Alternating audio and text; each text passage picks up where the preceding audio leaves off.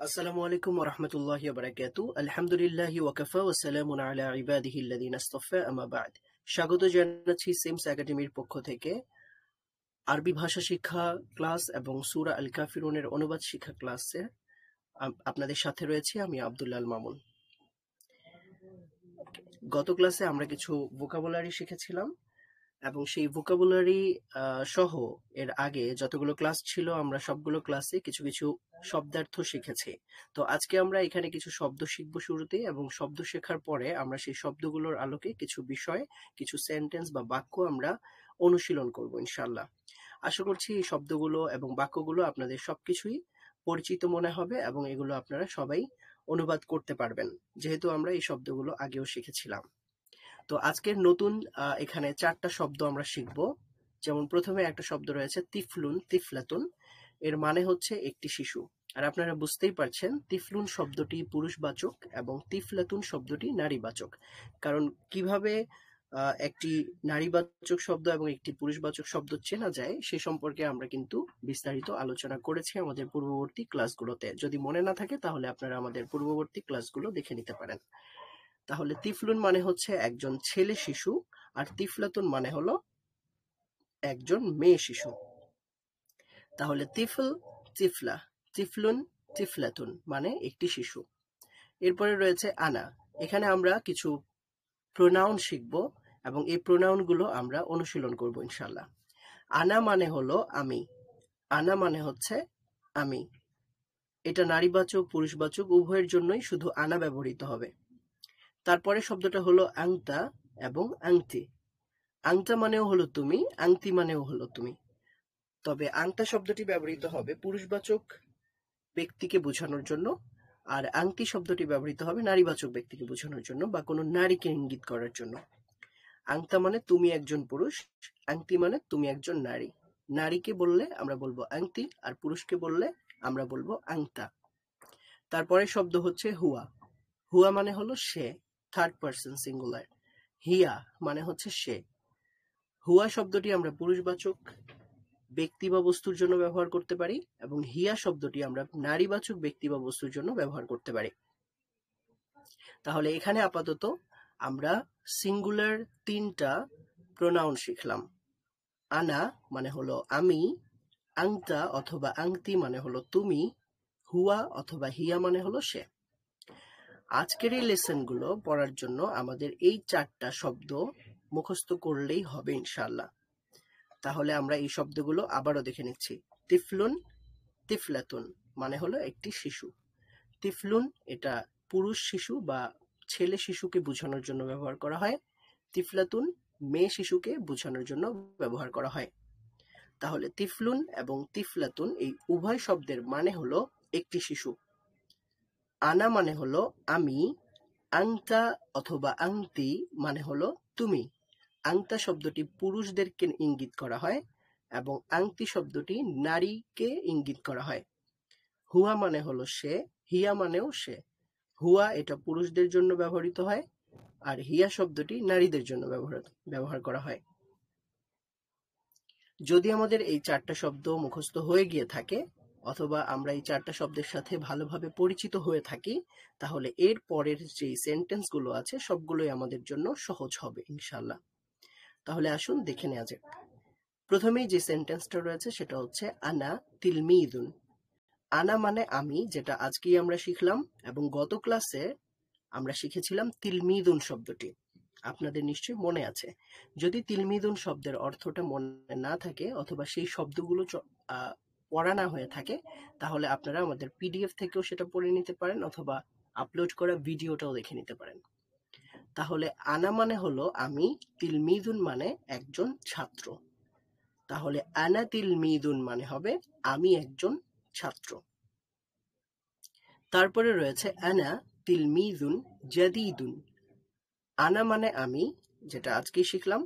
তিলমিদুন মানে ছাত্র, যেটা গত ক্লাসে আমরা শিখেছি। জাদিদুন মানে হলো নতুন, যেটা গত ক্লাসেরও আগের ক্লাসে আমরা শিখেছিলাম। তাহলে আনা আমি, তিলমিদুন একজন ছাত্র, জাদিদুন নতুন।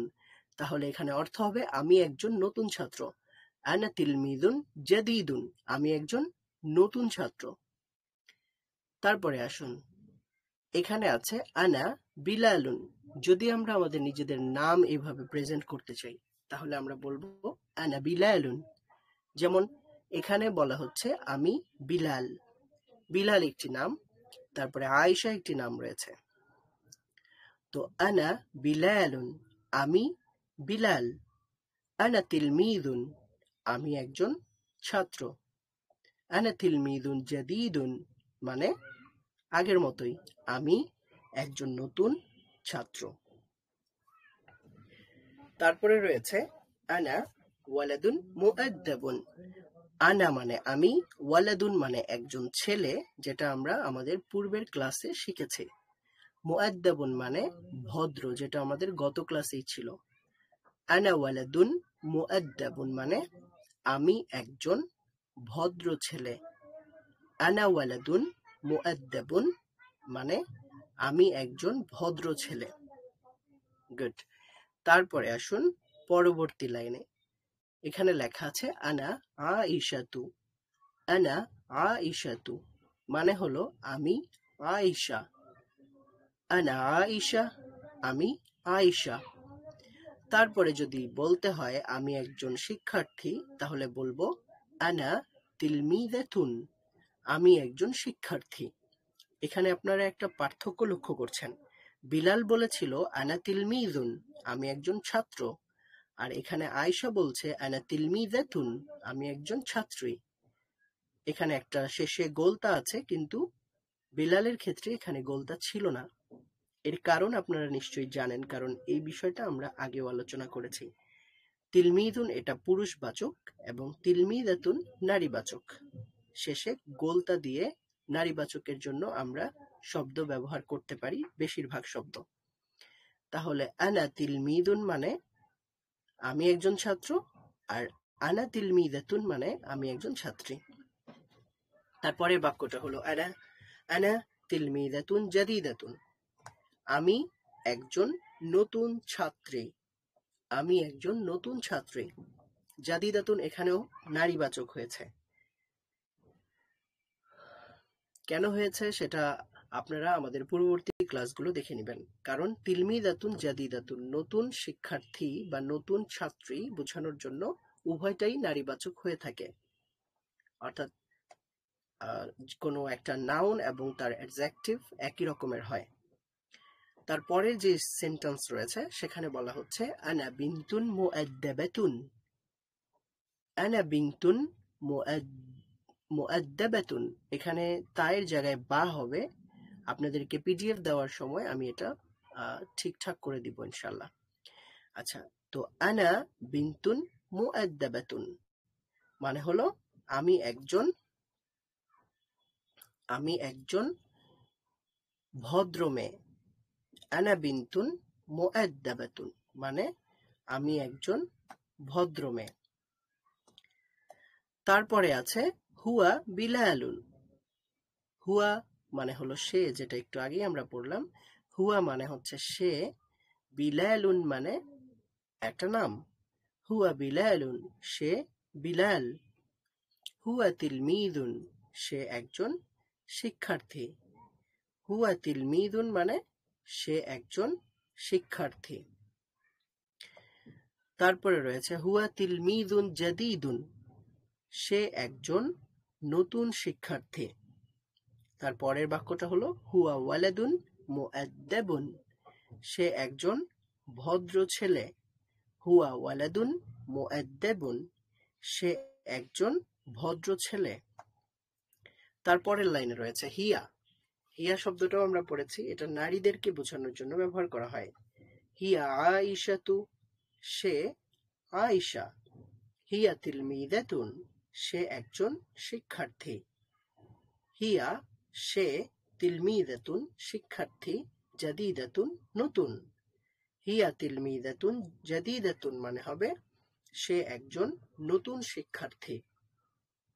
তারপরে যে বাক্যটা রয়েছে সেটা হলো হিয়া বিনতুন মুআদ্দাবাতুন।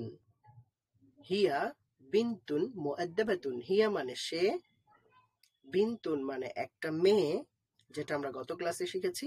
মুআদ্দাবাতুন মানে ভদ্র।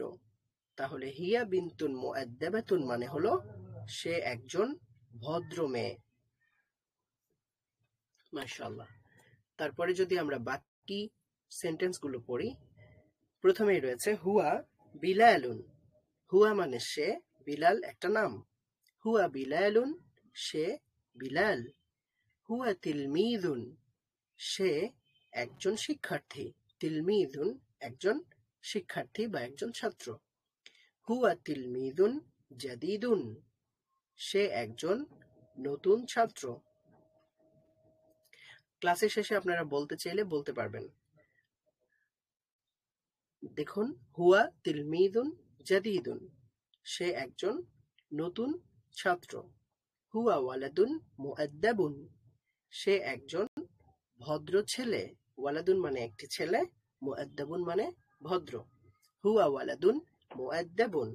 শব্দগুলো যদি একেবারেই নতুন মনে হয় এবং মনে না থাকে, তাহলে অবশ্যই আগের পিডিএফ গুলো দেখে নেবেন অথবা আগের ক্লাসগুলো দেখে নেবেন। তারপরে যে লাইনটা রয়েছে সেখানে রয়েছে হিয়া আইশাতু। হিয়া মানে সে, আইশা একটি নাম। হিয়া আইশাতু, সে আইশা। হিয়া তিলমিদাতুন, সে একজন শিক্ষার্থী। তিলমিদাতুন একজন ছাত্রী বা শিক্ষার্থী। হিয়া তিলমিদাতুন, সে একজন শিক্ষার্থী। হিয়া তিলমিদাতুন জাদিদাতুন, হিয়া সে, তিলমিদাতুন একজন শিক্ষার্থী, জাদিদাতুন নতুন। হিয়া তিলমিদাতুন জাদিদাতুন মানে সে একজন নতুন শিক্ষার্থী। হিয়া সে, বিনতুন একটি মেয়ে, মুআদ্দাবাতুন ভদ্র। হিয়া বিনতুন মুআদ্দাবাতুন, সে একজন ভদ্র মেয়ে। তারপরের বাক্যটি হলো বিলালুন তিলমিদুন জাদিদুন। বিলাল একটি নাম, তিলমিদুন একজন শিক্ষার্থী, জাদিদুন নতুন। তাহলে বিলালুন তিলমিদুন জাদিদুন মানে হলো বিলাল একজন নতুন শিক্ষার্থী অথবা বিলাল একজন নতুন ছাত্র। তারপরে রয়েছে মাজিদুন মুআল্লিমুন জাইয়িদুন। মাজিদুন মুআল্লিমুন জাইয়িদুন। মাজিদ মানে হলো একটি নাম, আর মুআল্লিমুন মানে হলো শিক্ষক। এখানে লামুন লেখা আছে, মুআল্লিমুন হবে। মাজিদুন মুআল্লিমুন জাইয়িদুন। মাজিদ একজন ভালো শিক্ষক। মাজিদ মানে মাজিদ, মুআল্লিমুন মানে একজন শিক্ষক, জাইয়িদুন মানে ভালো। তাহলে মাজিদুন মুআল্লিমুন জাইয়িদুন মানে হলো মাজিদ একজন ভালো শিক্ষক। তারপরে রয়েছে যাইনাবুন। যাইনাবু এটা একজন মেয়ের নাম। যাইনাবু বিনতুন সাগীরাতুন। যাইনাব একজন ছোট মেয়ে। আচ্ছা, আরো একটা বিষয় বলে নেই, যেমন এখানে মাজিদুন বলেছি, কিন্তু এখানে যাইনাবুন বলিনি, বলেছি যাইনাবু। এখানে শুধু একটা পেশ দিয়েছি, একটা দম্মা দিয়েছি, মানে একটা পেশ হয়েছে। আর এখানে কিন্তু মাজিদ বলার সময় আমরা দুইটা পেশ দিয়েছিলাম, মাজিদুন বলেছি। তো কেন এরকমটা হলো? যদি কোনো মেয়ের নাম হয়, কোনো নারীদের নাম বোঝায়, তাহলে সেই নারীদের নাম অবশ্যই একটা দম্মা হবে বা একটা পেশ হবে। এটা আপাতত মনে রাখেন। এবং নারীদের নামের শেষে জের হয় না, সেটা আমরা পরে শিখব, কোন জায়গাতে জের হয় এবং কখন আমরা দুইটা জের দিতে পারবো না বা একটা জের দিতে পারবো না, সেটা পরে শিখবো ইনশাল্লাহ। আপাতত এতটুকুই জানলেই হবে, পুরুষদের নামের শেষে দুইটা পেশ হবে আর নারীদের নামের শেষে একটা পেশ হবে, যদি পেশ হওয়ার জায়গাতে পড়ে তাহলে। এছাড়াও কোথাও কোথাও জবরও হতে পারে, জেরও হতে পারে।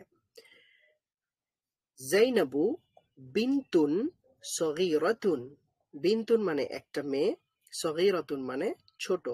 তাহলে যাইনাবু বিনতুন সগীরাতুন মানে যায়নাব একজন ছোট মেয়ে। তারপরে রয়েছে ফারহানাতু। ফারহানা এটাও একটা মেয়ের নাম, এজন্য একটা পেশ দিব এখানে। ফারহানাতু মুআল্লিমাতুন। মুআল্লিমাতুন মানে একজন শিক্ষিকা। মুআল্লিমাতুন জাদিদাতুন মানে নতুন। তাহলে ফারহানাতু মুআল্লিমাতুন জাদীদাতুন মানে ফারহানা একজন নতুন শিক্ষিকা, দুঃখিত, ফারহানা একজন নতুন শিক্ষিকা। তারপরে রয়েছে মাহমুদুন, তিফলুন, মাহমুদ একজন ব্যক্তির নাম, তিফলুন মানে শিশু, ছেলে শিশু, জামিলুন মানে সুন্দর। তাহলে মাহমুদুন, তিফলুন, জামিলুন মানে হলো মাহমুদ একজন সুন্দর শিশু। তারপরে রয়েছে ফাতিমাতু, তিফলাতুন, জামিলাতুন। ফাতিমা একটি নাম, তিফলাতুন মানে শিশু, কন্যা শিশু, জামিলাতুন মানে সুন্দর। তাহলে ফাতিমাতু, তিফলাতুন, জামিলাতুন মানে ফাতিমা একটি সুন্দর কন্যা শিশু। তারপরের লাইনে রয়েছে খালিদুন, খালিদুন একটি নাম, ওয়ালাদুন একটি ছেলে, মুআদ্দাবুন ভদ্র। তাহলে খালিদুন, ওয়ালাদুন, মুআদ্দাবুন মানে হলো খালিদ একজন ভদ্র ছেলে। তারপরে সেন্টেন্সে রয়েছে খাদিজাতু বিনতুন মুআদ্দাবাতুন। খাদিজা এটা একটি নাম, বিনতুন মানে একটি মেয়ে, মুআদ্দাবাতুন মানে ভদ্র। তাহলে খাদিজাতু বিনতুন মুআদ্দাবাতুন মানে খাদিজা একজন ভদ্র মেয়ে। আশা করছি আপনারা সবাই বুঝতে পেরেছেন, এবং যারা বলতে চান তারা ক্লাসের শেষে আমাকে শোনাতে পারবেন। আর যদি কোনো ভুল হয় তাহলে আমি সেটা আপনাদের সংশোধন করে দেওয়ার চেষ্টা করব ইনশাল্লাহ। এখন আসলে আমাদের পরবর্তী সেশনে চলে যাই। এই সেশনে আমরা জানবো সূরা আল কাফিরুন সম্পর্কে, অর্থাৎ সূরা আল কাফিরুন এর অনুবাদ শিখব, এবং এখানে আল্লাহ তাআলা কি বলতে চেয়েছেন, কি বলেছেন সেটা জানবো, এবং আমরা এই সূরাটাও পড়বো ইনশাল্লাহ। প্রথমেই প্রত্যেকটা সূরার মতো এই সূরাটিও শুরু হয়েছে বিসমিল্লাহির রহমানির রহিম দ্বারা। আর বিসমিল্লাহির রহমানির রহিমের মানে হলো পরম করুণাময় অসীম দয়ালু আল্লাহর নামে শুরু করছি, এটা আপনারা জানেন। বি মানে হলো দ্বারা, ইসম মানে হলো নাম, বি ইসমি মানে হলো নাম দ্বারা। এখানে ইসমুন লেখার যে আলিফ ছিল সেটা এখানে নেই, বা এর কারণে, বা এর সাথে সংযুক্ত হওয়ার কারণে শুধু বিসমি লেখা হয়েছে। বিসমিল্লাহি, ইসমুল্লাহ মানে আল্লাহর নাম, তাহলে বিসমিল্লাহ মানে আল্লাহর নামে বা আল্লাহর নাম দ্বারা। আর রহমান মানে পরম করুণাময়, আর রহিম মানে অসীম দয়ালু। তাহলে পরম করুণাময় অসীম দয়ালু আল্লাহর নামে শুরু করছি, অথবা পড়ছি, অথবা লিখছি, অথবা করছি, এখানে এমন কিছু নেই। তার মানে যে কোনো কাজ করার আগে বিসমিল্লাহ বলা যায়, যে কোনো কিছু করার আগে বিসমিল্লাহ বলা যায়, লেখার আগে, পড়ার আগে বিসমিল্লাহ বলা যেতে পারে। তাহলে বিসমিল্লাহির রহমানির রহিম মানে আমরা বলতে পারি পরম করুণাময় অসীম দয়ালু আল্লাহর নামে শুরু করছি। তো এখন আমরা শিখবো সূরাতুল কাফিরুন।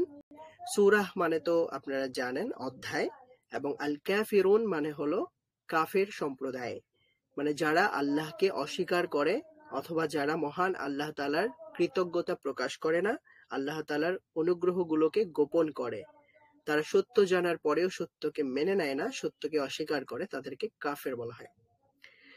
আচ্ছা, তো এখানে প্রথম আয়াতে আল্লাহ তাআলা বলছেন কুল, আপনি বলে দিন। এটা আমাদের নবীকে মুহাম্মদ সাল্লাল্লাহু আলাইহি ওয়াসাল্লামকে উদ্দেশ্য করে মহান আল্লাহ তাআলা বলেন, কুল আপনি বলে দিন, ইয়া আইয়ুহাল কাফিরুন, হে কাফের সম্প্রদায়, হে অস্বীকারী, হে অবিশ্বাসীরা, শোনো। মানে আল্লাহ তাআলা মুহাম্মদ সাল্লাল্লাহু আলাইহি ওয়াসাল্লামকে শিখিয়ে দিচ্ছেন যে তিনি কাফেরদেরকে কি বলবেন। তো এর আগে আসুন আমরা জেনে নেই এই সূরাটি কোথায় অবতীর্ণ হয়েছে এবং কেন অবতীর্ণ হয়েছে, কোন প্রেক্ষাপটে অবতীর্ণ হয়েছে। এই সূরাটি অবতীর্ণ হয়েছে মক্কায়, তবে কেউ কেউ বলেছেন মদিনাতে অবতীর্ণ হওয়ার কথা, তবে মক্কায় অবতীর্ণ হওয়ার বিষয়টাই বেশি শক্তিশালী। এই সূরাটি মক্কায় অবতীর্ণ হয়েছে, এবং এই সূরাটি এমন একটা প্রেক্ষাপটে অবতীর্ণ হয়েছে যখন আরবের কাফেররা, মুশরিকরা রাসূল সাল্লাল্লাহু আলাইহি ওয়াসাল্লামের কাছে একটি আবেদন পাঠিয়েছিল, একটি প্রস্তাব পাঠিয়েছিল। যখন তারা দেখলো যে নবী মুহাম্মদ সাল্লাল্লাহু আলাইহি ওয়াসাল্লামের দ্বীনের বিরোধিতা করে, রাসূল সাল্লাল্লাহু আলাইহি ওয়াসাল্লামের দাওয়াতের বিরোধিতা করে তাদের তেমন কোনো ফায়দা হচ্ছে না, তাদের তেমন কোনো লাভ হচ্ছে না। বরং তারপরেও মানুষ দ্বীনের পথেই অগ্রসর হচ্ছে, তারপরেও মানুষ মহানবী মুহাম্মদ সাল্লাল্লাহু আলাইহি ওয়াসাল্লামের কথাই শুনছে এবং তার বলে দেওয়া, তার দেখানো রবের ইবাদত করছে। তখন দুঃখিত তখন আরবের কাফেররা পরামর্শ করে রাসূল মুহাম্মদ সাল্লাল্লাহু আলাইহি ওয়াসাল্লামের কাছে একটা প্রস্তাব পাঠালো যে আপনি আমাদের এই প্রস্তাবটা মেনে নিন যে আমরা আপনার রব আল্লাহর ইবাদত করব 1 বছর, আমরা নির্দ্বিধায় আপনার রবের ইবাদত করব। তবে এর পরের বছর আপনাকেও কি করতে হবে? আমাদের যে রব আছে তার ইবাদত করতে হবে। তো এইভাবে আমরা দুই পক্ষই সন্ধি করে নিতে পারি, বন্ধুত্ব করে নিতে পারি। 1 বছর আমাদের রবের ইবাদত হবে, আরেক বছর আপনার রবের ইবাদত হবে। তাহলে এইভাবে আমরা সমন্বয় করে ফেলতে পারলাম। তার মানে আমরা শুধুমাত্র মহান আল্লাহর ইবাদত করতে চাই না, আমরা আল্লাহ তাআলার পাশাপাশি অন্যান্য দেবী দেবতার পূজাও করতে চাই। তো আপনিও কি করতে হবে? তাদের দোষারোপ করা যাবে না, তাদেরকে মন্দ বলা যাবে না, তাদের ইবাদত আপনিও করবেন 1 বছর, আমরা করব আপনার রবের ইবাদত 1 বছর। তো আল্লাহ রসুল সাল্লাল্লাহু আলাইহি ওয়াসাল্লাম এই প্রস্তাবটা মেনে নিলেন না, আর এই প্রস্তাব মেনে নেওয়া সম্ভব নয়। কারণ আল্লাহ রসুল সাল্লাল্লাহু আলাইহি ওয়াসাল্লাম তাওহীদের বাণী নিয়ে এসেছেন। তাওহীদ মানে হচ্ছে একত্ববাদ, মহান আল্লাহ তাআলার একত্ববাদে বিশ্বাসী হতে হবে, মহান আল্লাহকেই এক বলে বিশ্বাস করতে হবে, শুধুমাত্র মহান আল্লাহ তাআলারই ইবাদত করতে হবে, অন্য কারো ইবাদত এখানে চলবে না। তো কাফেরদের এই দাবির পরিপ্রেক্ষিতে, তাদের এই প্রস্তাবের পরেই আল্লাহ তাআলা এই সূরা অবতীর্ণ করেছেন। এখানে আল্লাহ তাআলা রাসূল মুহাম্মদ সাল্লাল্লাহু আলাইহি ওয়াসাল্লামকে বলে দিচ্ছেন যে তিনি কাফেরদেরকে কি উত্তর দিবেন। আল্লাহ তাআলা বললেন, কুল, আপনি বলে দিন, ইয়া আইয়ুহাল কাফিরুন, হে কাফের সম্প্রদায়, লা আ'বুদু, লা মানে হচ্ছে না, আ'বুদু মানে আমি ইবাদত করি, লা আ'বুদু আমি ইবাদত করি না, মা যা, মা মানে হচ্ছে যা কিছু, তা'বুদুন তোমরা ইবাদত করো। তাহলে লা আ'বুদু আমি ইবাদত করি না, মা তা'বুদুন যার ইবাদত তোমরা করো। লা আ'বুদু মা তা'বুদুন আমি তার ইবাদত করি না যার ইবাদত তোমরা করো। ওয়ালা আনতুম, ওয়ালা আনতুম, ওয়া মানে হলো এবং, লা মানে হলো না, আনতুম মানে তোমরা, আবিদুনা ইবাদতকারী, এবং তোমরাও ইবাদতকারী নও, মা আ'বুদু যার ইবাদত আমি করি। ওয়ালা আনতুম আবিদুনা মা আ'বুদ মানে হলো এবং তোমরাও আমি যার ইবাদত করি তার ইবাদতকারী নও। ওয়ালা আনা, ওয়া এবং, লা না, আনা মানে আমি, আবিদুন আবিদ মানে হলো ইবাদতকারী, এবং আমিও ইবাদতকারী নই, মা আবাদতুম যার ইবাদত তোমরা করো। আবাদতুম তোমরা ইবাদত করো, মা মানে হলো যার। তাহলে ওয়ালা আনা আবিদুম মা আবাদতুম মানে হলো এবং আমিও তার ইবাদতকারী নই যার ইবাদতকারী তোমরা, যার ইবাদত তোমরা করো। ওয়ালা আনতুম আবিদুনা মা আ'বুদু, ওয়ালা আনতুম এবং তোমরাও নও, আবিদুনা ইবাদতকারী, মা আ'বুদু যার ইবাদত আমি করি। তাহলে ওয়ালা আনতুম আবিদুনা মা আ'বুদ, এখানে আমরা 3 নম্বর আয়াতটাও দেখেছিলাম একই রকম কথা, আবার 5 নম্বর আয়াতটাতেও একই রকম কথাই লেখা আছে। তাহলে একই রকম কথা 2 আয়াতে কেন লেখা হয়েছে?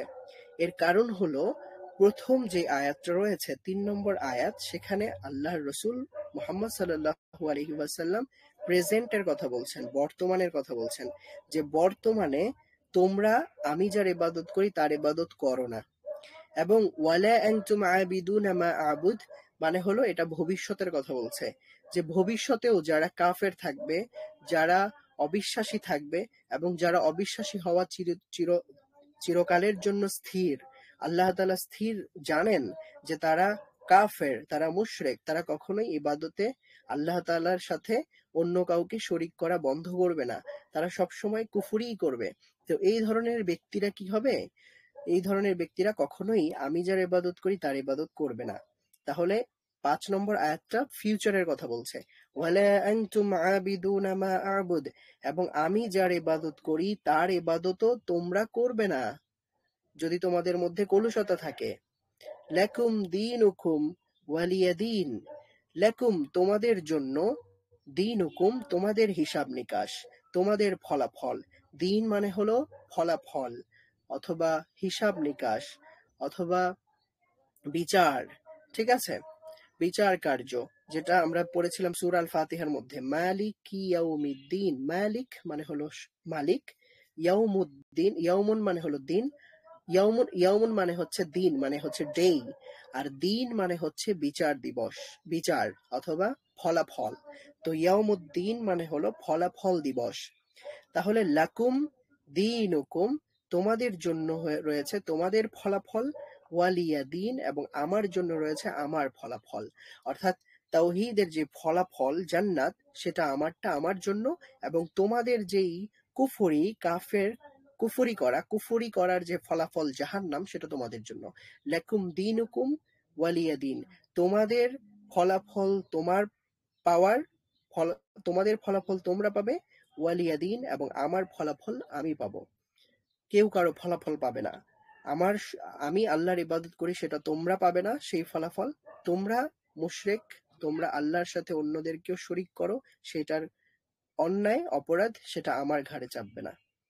লাকুম দীনুকুম ওয়ালিয়া দিন, তোমাদের ফলাফল তোমাদের, আমার ফলাফল আমাদের। অনেকে এটার অনুবাদ করেন যে তোমাদের ধর্ম তোমাদের, আমাদের ধর্ম আমাদের, বা আমার ধর্ম আমার, তোমাদের ধর্ম তোমাদের। তো এটার দ্বারা এখানে কিন্তু আল্লাহ তাআলা ওই ধর্মকে স্বাধীন করে দেন নাই, যে তোমার ধর্ম তুমি স্বাধীন মতো যে কোনো একটা বাছাই করে নিতে পারো আর আমি আমার জন্য যে কোনো একটা ধর্ম বাছাই করে নিতে পারি। এখানে আল্লাহ তাআলা সেই সুযোগ করে দেন নাই। এটা ভুল বুঝলে হবে না যে দিনের ব্যাপারে কোনো জোরাজুরি নাই। দিনের ব্যাপারে আল্লাহ তাআলা স্বাধীন করে দিয়েছেন যে তুমি যেই কোনো একটা দিন, যে কোনো একটা ধর্ম পালন করতে পারো, আমি যে কোনো একটা ধর্ম পালন করতে পারি, এতে কোনো বাধা নাই। বিষয়টা এমন নয়। বরং এখানে যেমন অনেক সময় আমরা বলে থাকি যে তোমার পথ তোমার, আমার পথ আমার। তোমার পথ তুমি দেখো, আমার পথ আমি দেখছি। তার মানে এটা না যে তোমার পথ তুমি দেখছো সেই পথটা সঠিক, আর আমার পথ আমি দেখছি আমার পথটাও সঠিক। এখানে যে কোনো একটা পথকে ব্যাঠিক মনে করেই বা বোঝানোর জন্যই আমরা এইভাবে বলে থাকি, তোমার পথ তোমার, আমার পথ আমার। তো এখানেও আল্লাহ তাআলা, যদি এখানে আমরা দ্বীনের অর্থ ধর্মও নিয়ে নেই, অথবা দ্বীনের অর্থ যদি আমরা জীবন বিধানও নেই, তাহলে এখানে অর্থ হবে এরকম যে তোমার ধর্ম তোমার, আমার ধর্ম আমার। মানে আমার ধর্মটাই সঠিক, তোমার ধর্মটা ভুল। তুমি এখন আমার ধর্মে আসতে না চাইলে কিছু করার নাই, বাধ্য করার কিছু নেই। তোমারটা নিয়ে তুমি থাকো, আমারটা নিয়ে আমি আছি, আমারটাই সঠিক, তোমারটা ভুল। অথবা এখানে অনুবাদটা যদি এইভাবে করি ফলাফল, তাহলে এটা আরো বেশি সুন্দর হয়। এখানে আর কোনো সমস্যাই তৈরি হয় না। লাকুম দীনুকুম ওয়ালিয়া দিন, তোমাদের প্রতিদান তোমাদের, আমার প্রতিদান আমাদের। এটা তাফসিরে মারিফুল কোরআনে দ্বীনের অনুবাদ বা দ্বীনের ব্যাপারে একটা ব্যাখ্যা করেছেন, যে এখানে ফলাফল বা হচ্ছে প্রতিদান আমরা অর্থ করতে পারি। লাকুম দীনুকুম ওয়ালিয়া দিন, তোমাদের ফলাফল তোমাদের, আমার ফলাফল আমার। তাহলে এবার আসুন একবার আমরা সূরা আল কাফিরুনটা তেলাওয়াত করে নেই। প্রথমবারে যদি আপনারা বুঝতে না পারেন বা ভালোভাবে আয়ত্ত করতে না পারেন, তাহলে এটা রিপিট করে বারবার শুনতে পারেন ইনশাআল্লাহ। আমি পড়ছি। أعوذ بالله من الشيطان الرجيم. بسم الله الرحمن الرحيم. قل يا أيها الكافرون لا أعبد ما تعبدون ولا أنتم عابدون ما أعبد ولا أنا عابد ما عبدتم ولا أنتم عابدون ما أعبد لكم دينكم ولي دين।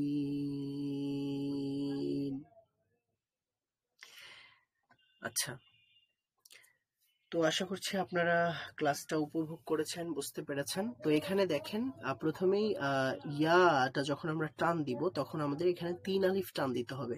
এখানে 3 আলিফ টান দেওয়ার চিহ্ন রয়েছে, এবং কা এর মধ্যে 1 আলিফ টান হবে, আর রু এর মধ্যে 3 আলিফ টান হবে। আমরা বলবো কুল ইয়া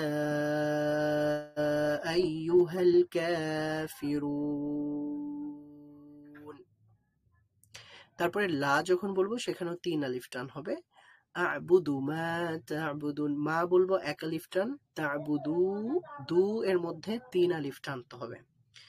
লা আ'বুদু মা তা'বুদুন। তারপরে লা এখানেও 3 আলিফ টান হবে। আনতুম এখানে আং বলবো, আমরা গুন্নাহ করব, বলবো আনতুম। তারপরে এখানে দু এর মধ্যে 1 আলিফ টান হবে, মা এর মধ্যে 3 আলিফ টান হবে। ওয়ালা আনতুম আবিদুনা মা আ'বুদ। আর দালের মধ্যে যেহেতু ওয়াকফ করব তখন দালের মধ্যে আমরা কলকলা করব, একটু ধাক্কা দিয়ে পড়ব, আ'বুদ। ঠিক আছে। ওয়ালা আনা, এখানে আনা এর মধ্যে টান হবে না, বুঝে গেছে? এখানে আনা এর মধ্যে টান হবে না। জবরের বাম পাশে খালি আলিফ যদিও আছে, আপনারা যদি পড়ে থাকেন এইভাবে, জবরের বাম পাশে খালি আলিফ মদের হরফ 1 আলিফ টানতে হয়, তবে এখানে এই আনাতে টান হবে না, কারণ এটা আনা মানে হলো আমি বুঝাচ্ছে, আর আনা যদি আমি বুঝায় তখন সেখানে টান দিতে হয় না, সেখানে টান দেওয়া যায় না। তো আমরা বলবো ওয়ালা আনা আবিদুম মা আবাদতুম ওয়ালা আনতুম আবিদুনা মা আ'বুদ। আ'বুদ এখানে দালের মধ্যে ওয়াকফ কলকলা হবে। আর এখানে আনতুম বলার সময় আং গুন্না হবে। ওয়ালা আনতুম আবিদুনা মা আ'বুদ লাকুম দীনুকুম ওয়ালিয়া দীন। ঠিক আছে, আশা করছি আপনারা বুঝতে পেরেছেন, আরবিগুলো আয়ত্ত করছেন, আপনারা নিশ্চয়ই পড়ছেন আশা করছি, এবং এগুলো মস্ক করছেন, প্র্যাকটিস করছেন। তো এখন আসুন সূরা আল কাফিরুনের মূল যে বিষয়গুলো আমরা আলোচনা করলাম সেগুলো এক নজরে দেখে নেওয়া যাক। সূরা আল কাফিরুন এটি মক্কায় অবতীর্ণ হয়েছে, যেটা আমরা শুরুতে বলেছি, এবং কোরআনুল কারীমের 109তম সূরা, এটা 109 নাম্বার সূরা, এবং একই বাক্য একবার বর্তমান এবং একবার ভবিষ্যৎকালের জন্য ব্যবহৃত হয়েছে, যেটা আমরা বলেছিলাম। একই বাক্য 2 বার ব্যবহৃত হয়েছে, একটা 3 নম্বর আয়াতে আর একটা 5 নম্বর আয়াতে। আর এটা প্রথমবারেরটা বর্তমান বোঝাচ্ছে এবং পরবর্তী যে বাক্যটা সেটা ভবিষ্যৎকালকে বোঝাচ্ছে। এবং এটা হলো, এই সূরাটার একটা ফজিলত হলো এই সূরাটি শিরক থেকে মুক্তিপত্র। এজন্য কোরআন প্রত্যেক রাতে ঘুমানোর আগে এই সূরাটি পাঠ করা উচিত। তো এই সূরা থেকে পাঠ করার আমল করলে মহান আল্লাহ তাআলা শিরক থেকে মুক্ত রাখবেন ইনশাআল্লাহ, যেহেতু এটা শিরক থেকে একটি মুক্তিপত্র হিসেবে আল্লাহ রাসূল সাল্লাল্লাহু আলাইহি ওয়াসাল্লাম বলেছেন। এবং এই সূরাটি কোরআনুল কারীমের 1/4, অর্থাৎ এই সূরার ফজিলত বা এই সূরার মর্যাদা পবিত্র কোরআনুল কারীমের 4 ভাগের 1 ভাগ। তো এতক্ষণ আমাদের সাথে সময় দেওয়ার জন্য আপনাদেরকে অনেক অনেক শুকরিয়া, জাযাকুমুল্লাহ খাইরান। আল্লাহ তাআলা আপনাদের সবাইকে উত্তম জাযা দান করুন, উত্তম প্রতিদান দান করুন, আমিন। ওয়া আখিরু দাওয়ানা আনিল হামদুলিল্লাহি রাব্বিল আলামিন।